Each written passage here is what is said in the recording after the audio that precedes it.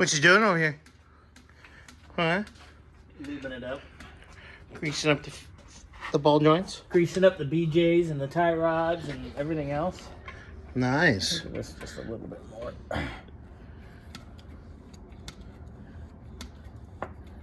You don't have to go nuts, guys. Just make sure it's nice and full. Yeah, you gotta make sure you fill the hole.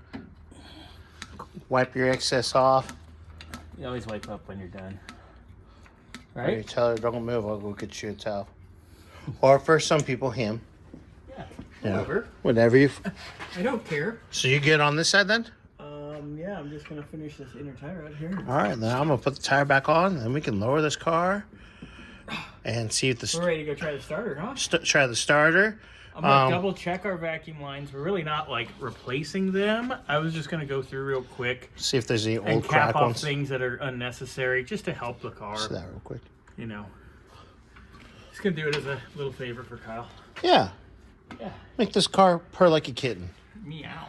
All right. Well, we'll show the next thing in a little bit. I'm gonna grease this side up.